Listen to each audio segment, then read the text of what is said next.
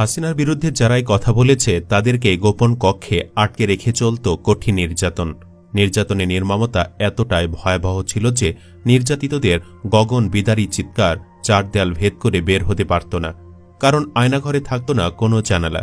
বন্দীদের দুঃখ দুর্দশা তারা লিখে রেখেছেন দেয়ালের গায়ে। যেসব দৃশ্য আর নির্যাতিতদের বর্ণনা পানি এনে দেয় চোখে। বুধবার আয়নাঘর খ্যাত ঢাকা 3টি টর্চার সেল পরিদর্শন করেছেন অন্তর্বর্তী সরকারের প্রধান উপদেষ্টা ড মোহাম্মদ ইউনূস, আর তাতে বেরিয়ে এসেছে হাসিনার ভয়াবহতা দৃশ্য। ঢাকার 3টি আয়নাঘর থেকে কি কি পাওয়া গেল, এ বিষয়ে কি বললেন ড ইউনূস, চলুন বিস্তারিত জেনে নেওয়া যাক। যারা বলতো আয়নাঘর বলে কিছু নেই, অন্তর্বর্তী সরকারের প্রধান উপদেষ্টা ড ইউনূসের আয়নাঘর পরিদর্শনের পর সে ধারণা ভেঙে গেল। তাদের চোখে আঙ্গুল দিয়ে যেন দেখিয়ে দিল ফ্যাসিস্ট হাসিনার তৈরি আয়নাঘর কতটা ভয়ানক ছিল। ইতিমধ্যে সামাজিক মাধ্যমে আয়নাঘরের বেশ কিছু ছবি ছড়িয়ে পড়েছে, যা রীতিমতো মুহূর্তে ভাইরাল হয়ে যায়। কলকাতার বিশিষ্ট সাংবাদিক অর্কদেব এমন একটি ভাইরাল ছবি নিয়ে মন্তব্য করেছেন, যেখানে দেখা যাচ্ছে আয়নাঘরে ইলেকট্রিক শক দেওয়ার একটি চেয়ার। এটি নিয়ে এই সাংবাদিক লিখেছেন, হাসিনার ইলেকট্রিক শক দেওয়া চেয়ার, এই চেয়ারটা দেখে রাখা জরুরি।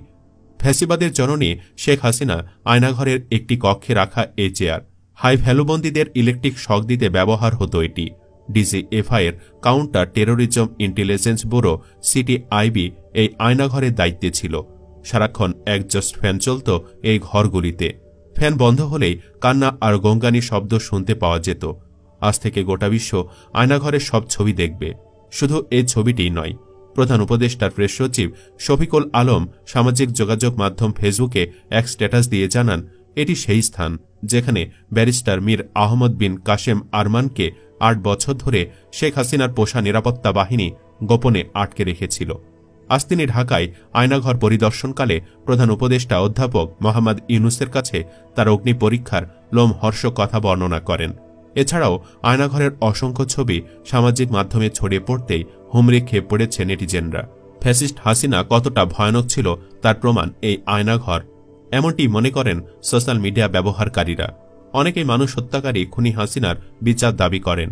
ফারজানা তাসনিম নামের একজন ফেসবুকে লিখেছেন, স্বৈরাচারের দালালরা তো বলেছিল এদেশে আয়নাঘর বলে কিছু নেই, আজ তো সব সামনে চলে এলো। হাসিনা কতটা বহুরূপী ছিল তারও প্রমাণ হলো। মানুষকে এভাবে এতটা কষ্ট দিয়েও বন্দী করে রাখা যায়? ফ্যাসিস্ট হাসিনার বিচার চাই। আয়নাঘরের ভয়ানক এসব চিত্র দেখে অবাক হয়ে যান স্বয়ং অন্তর্বর্তী সরকারের প্রধান উপদেষ্টা সহ উপস্থিত অন্যান্য উপদেষ্টা ও দেশ বিদেশের গণমাধ্যম কর্মীরা। আয়নাঘর পরিদর্শনের জন্য একটি ভিডিওতে দেখা যায় একজন অল্প বয়স্ক নারীকে।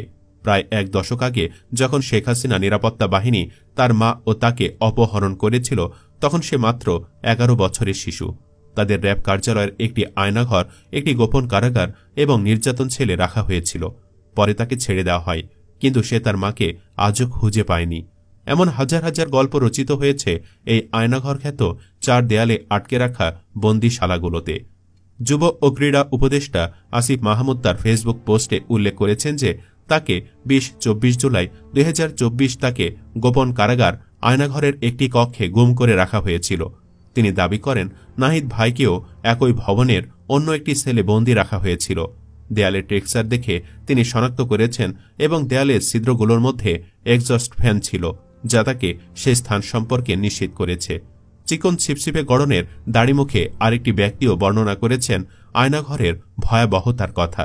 ভারতের প্রধানমন্ত্রী নরেন্দ্র মোদীর সমালোচনা করার অভিযোগে হাসিনা নিরাপত্তা বাহিনী যখন তাকে অপহরণ করে, তখন তিনি একজন তরুণ নির্বাহী এবং 3 সন্তানের জনক ছিলেন। তাকে ঢাকার র্যাব সদর দফতরের আয়নাঘরে রাখা হয়েছিল। তিনি জীবিত ফিরে এসেছিলেন, কিন্তু অনেকেই পারেননি। এভাবেই তিনি তার অগ্নি পরীক্ষা এবং প্রধান উপদেষ্টা অধ্যাপক মোহাম্মদ ইউনূসের কাছে আয়নাঘরের বর্ণনা দিয়েছেন। অন্তর্বর্তীকালীন সরকারের প্রধান উপদেষ্টা অধ্যাপক ড মোহাম্মদ ইউনূস বলেছেন, আয়নাঘর সারা বাংলাদেশ জুড়ে আছে, যার সংখ্যাও নিরূপণ করা যায়নি।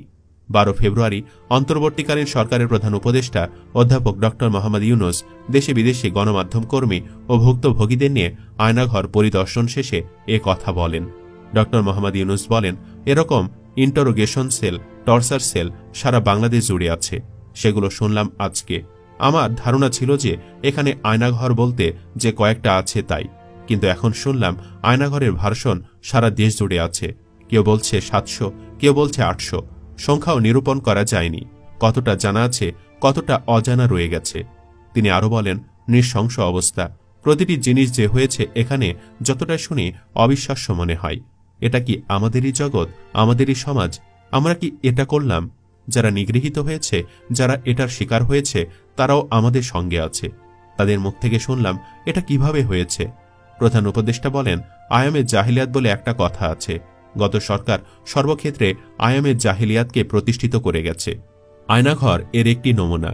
এর আগে গত বৃহস্পতিবার উপদেষ্টা পরিষদের বৈঠকে প্রধান উপদেষ্টার আয়নাঘর পরিদর্শনের সিদ্ধান্ত গৃহীত হয়। আইনশৃঙ্খলা বাহিনীর মাধ্যমে বিভিন্ন শ্রেণীর মানুষকে জোরপূর্বক তুলে নিয়ে গিয়ে বিশেষ স্থানে রাখা হতো। এ নিয়ে সুইডেন ভিত্তিক সংবাদ মাধ্যম নেত্র নিউজে প্রতিবেদন প্রকাশিত হলে এসব স্থান আয়নাঘর নামে প্রকাশ্যে আসে। গুম হওয়া ব্যক্তিদের অনেকে শেখ হাসিনা সরকারের ক্ষমতাচ্যুতির পর আয়নাঘর থেকে ফিরে আসেন পরিবারের কাছে। তাদের বয়ানে উঠে এসেছে আয়নাঘরের ভয়াবহতা।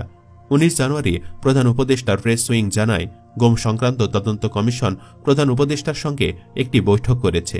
সে বৈঠকে প্রধান উপদেষ্টাকে গুমের ঘটনায় তদন্তের অগ্রগতি সম্পর্কে জানানো হয়।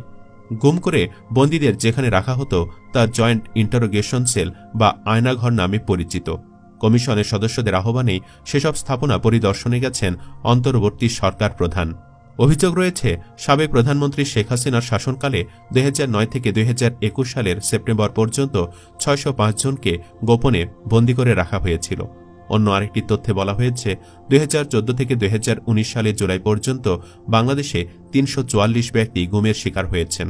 তাদের মধ্যে মৃত অবস্থায় পাওয়া যায় 40 জনকে, আর 66 জনকে সরকারি হেফাজতে গ্রেপ্তার অবস্থায় পাওয়া গেছে। যেসব ব্যক্তি দীর্ঘদিন গুম থাকার পর ফিরে এসেছেন তারা গুমের ব্যাপারে মৌনতা অবলম্বন করেছেন। ধারণা করা হয় এসব মানুষদের গুম করে রাখা হয় আয়নাঘরে।